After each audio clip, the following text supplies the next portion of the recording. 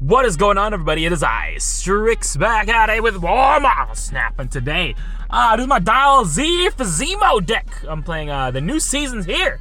Baron Zemo is out along with some of his friends from Thunderbolts, but we're gonna focus on him primarily because his ability is really quite interesting.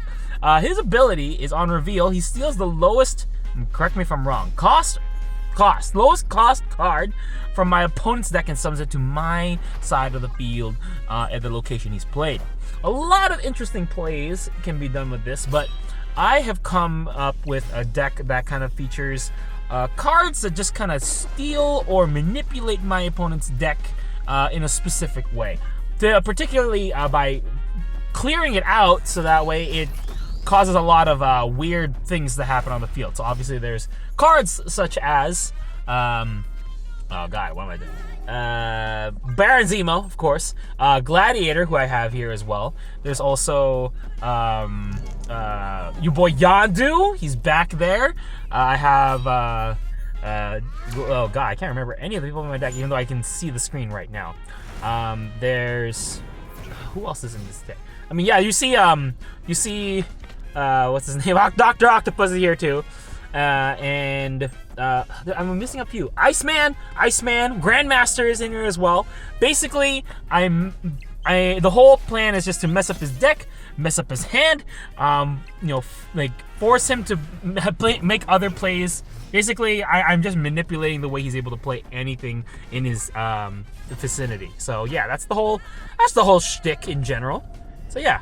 That's the play, even though what's his name is not here. This deck also features one of the new series cards, the Red Hulk. And his ability is if there's any unspent energy that my opponent has, he gets an extra, I think, +5, which is honestly quite bonkers. That's a pretty good ability. It's definitely built off the idea of it's an anti, who's your face? What's his face? It's an anti high evolutionary card. So that's the play that we see here.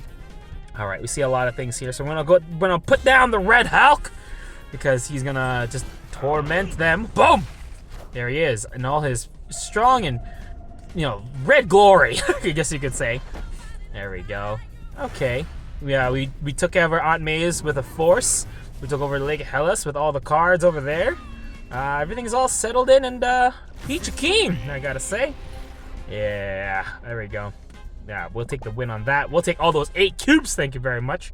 So yeah, Red Hulk is awesome. I do have another version of the deck with Red Hulk in it that I will be editing later on as well, just so you guys know. So yeah, that's the play. Oh, I also have Baron Mordo. It's cool because this is the deck of the Barons, right? There's another card that I say Baron Mordo is a card is good for kind of messing with my opponent's draws as well. I have Cable in here. Forgot about Cable. Cable's great because he steals my opponent's cards, which is honestly a more priority than drawing it and becoming 6. But it's just a lot of different ways to just mess up your opponent. Especially right now, I think a lot of card decks are going to be playing low-cost card decks because a lot of the Thunderbolts that are coming out are low-cost. So it's a great card to have, Baron Mordo. Right next to your boy Baron Zemo. So I got a battle of the Barons. You see what I mean here? Okay. So now, see, this is cool because I literally stole. So now I know that his lowest cost card in his deck was Wave. So there's other cards that he's coming through that I'm gonna want to probably manipulate. So let's see what he's got here. Jubilee is pulling in Odin, which is not gonna use Jubilee again, which is wild and bonkers. Okay, so it looks like he's gone through all of his higher cost cards in there. Yeah, while I was playing these decks, I would go in and check, okay, where's my opponent's deck right now in terms of numbers and power? And I would see oh, his deck is at 0, or his hand would be at 0 sometimes because I mess with using Doc Hawk in some places. So it's really a fun and an exciting time. Here's the Red Hulk once again, dropping it down like a G6 high evolutionary, which means he didn't use any energy. And that's why I'm talking about the Hulkster pulling it in with the clutch. The Red Hulk coming in clutch on that. Oh, see, he tried to try to swing it out with his little high evolutionary deck, not spending any energy. That it was this downfall. Yeah, just sucks all the fun out of it. What I like too is that the Red Hulk's ability, his you can tell it's like a nice little thing too. If he's in the hand from the start of the game, like, and you don't play anything, or then you end up with like little, like, you don't use any energy, he'll come out of his the opponent's hand to your energy, be like, like sucking it, which is a cool animation. It's like, oh, okay. It's kind of like a mind game thing too. Like, oh, great. Now I can't spend all my energy if I want to keep Hulk down, but I'd have to not spend energy, especially if you're playing high evolutionary, in order to make it work. You know, there's a lot of different options, a lot of different plays for the game here, and I think Red Hulk really plays into my, like, it really throws in a wrench of like, oh, great. Now am I gonna have to skip on using energy, or do I just go with it and then hope I have a plan to deal with him later, because he's a big powerhouse. You never know how he's gonna throw down, that's the beauty of it, truly. All right, where are we at?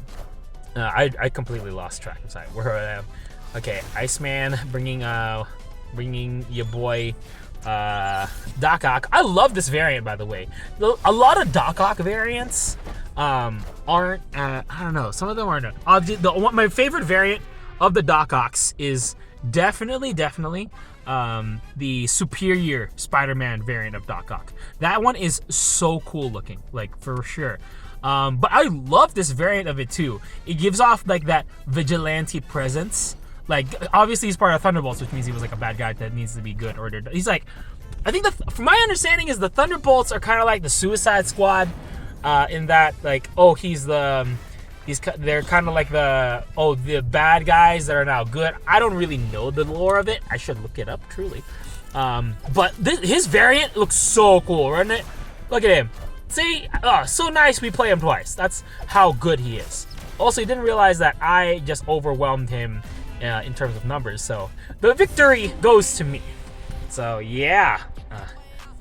That's my edition of Variant Talk. Good night, goodbye.